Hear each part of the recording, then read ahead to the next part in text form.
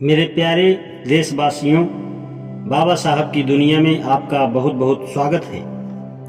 ऋग्वेद 6, 11 और 4 पांचों जातियां यज्ञ में अग्नि की स्तुति कर रही हैं, आहुति दे रही हैं और दंडवत कर रही हैं। ऋग्वेद 7, 15 और 2 गृह का ज्ञानी तथा युवा स्वामी अग्नि पांचों जातियों में घर घर स्थापित है। ये 5 जातियां कौन सी हैं, इसमें मतभेद है। यास्क ने निरूक्ति में इनका नाम गंधर्व, पितृ, देव, असुर और राक्षस बताया है। औपमन्य के मतानुसार ये 4 वर्ण और 5वां निषाद है। ये दोनों ही मत गलत मालूम होते हैं, क्योंकि निम्नलिखित मंत्रों में पांचों जातियों की एक साथ प्रशंसा की गई है। ऋग्वेद 2:2-10 हमारा तेज पांचों जातियों में चमके जैसे स्वर्ग चमकता है। ऋग्वेद 6-46 और 7 हे इंद्र, जो बल और पौरुष नहुस के वंश में है और पांचों जातियों में है, वह मुझे मिले। यदि इन पांचों जातियों में शूद्र शामिल होते तो इस प्रकार इनकी प्रशंसा एक साथ न की जाती। पुनः इन मंत्रों में वर्ण शब्द का प्रयोग नहीं किया गया है, जन शब्द का प्रयोग नहीं किया गया है। ये 5 जातियां 4 वर्ण और निषाद नहीं है, जैसा कि निम्नलिखित मंत्र से प्रकट होता है। ऋग्वेद 1:108 और 8 हे इंद्र, हे अग्नि, आपका निवास सर्वदा यदु, तुर्वसु, दुहा, अनु और पुरु में रहता है। यहाँ पधारिए और सोम रस का पान कीजिए। इन्हीं 5 जातियों को मिलाकर भारतीय आर्य जाति बनी थी, क्योंकि अथर्ववेद 3:24 और 2 में लिखा है कि ये 5 देश, ये 5 जातियां मनु से उत्पन्न हुई हैं। पुरुष सूक्त में जातीय एकता के बदले जातीय विभाजन पर क्यों जोर दिया गया है? पुरुष सूक्त का ऋग्वेद से मेल करने पर समस्याएं जाहिर होती ही हैं। सामाजिक दृष्टि से और भी अनेक समस्याएं सामने आ खड़ी होती हैं। आदर्श की धारणा अच्छी और आवश्यक है।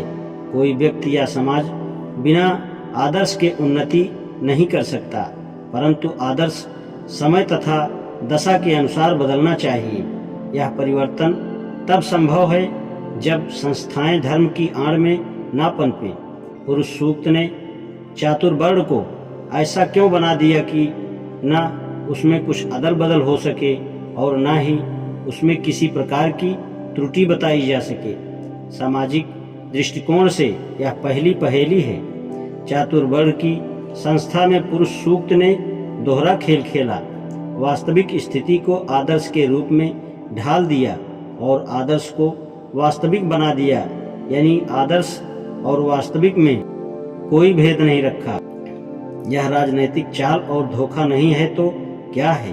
केवल स्वार्थ सिद्ध के लिए वास्तविकता को आदर्श का रूप दे दिया गया है।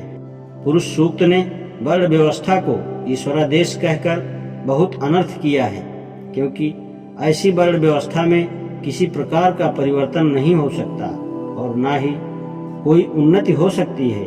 इसमें सर्वदा के लिए एक जाति का लाभ और दूसरी जातियों के साथ अन्याय स्थापन कर दिया गया है। ऐसा क्यों हुआ?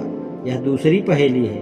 तीसरी पहेली, जो सबसे बड़ी है, वह है सामाजिक पहेली, अर्थात पुरुष सूक्त के रचयिता ने भिन्न वर्णों की उत्पत्ति ईश्वर के भिन्न भिन्न अंगों से हुई कहकर स्वार्थ सिद्ध की है। इत्तेफाक से अंगों का गुण उत्पादित वर्णों के गुण से मिलता है, परंतु साथ ही क्रमशः सम्मान का क्रम भी घटता है।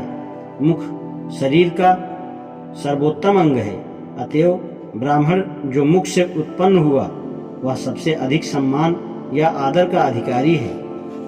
सर्वोत्तम काम पठन पाठन का दिया गया, मुख से कम सम्मान भुजा का है, अतएव क्षत्रिय का सम्मान ब्राह्मण से कम है और उसका काम युद्ध करना भी पठन पाठन से उतरकर है।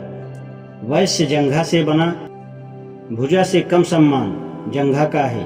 अतएव वैश्य का आदर या सम्मान ब्राह्मण तथा क्षत्रिय दोनों से कम है, और काम भी उसे धनोपार्जन का दिया जो युद्ध कला से उतर कर है। पैर शरीर का सबसे नीचा अंग है, क्योंकि शूद्र का जन्म जगन नियंता के पैर से हुआ, अतएव उसका सम्मान सबसे कम है, और काम भी सेवा वृत्ति का सबसे अधम है। पुरुष सूक्त ने शरीर का उदाहरण क्यों लिया, कोई दूसरा उदाहरण क्यों नहीं लिया? छांदोग्य उपनिषद में वेद की उत्पत्ति का वर्णन इस प्रकार है। प्रजापति ने ब्रह्मांड को गर्म करके उसका सार निकाला, यानी पृथ्वी से अग्नि, हवा से वायु और आकाश से सूर्य। पुनः इन तीनों देवों को गर्म करके उनका तत्व निकाला।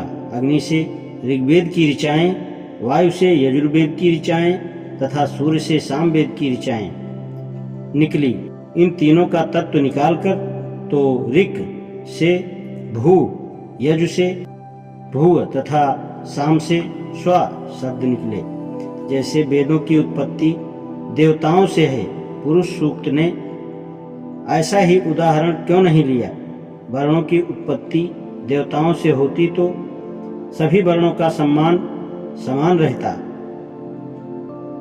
आज इतना ही, शेष कल। धन्यवाद।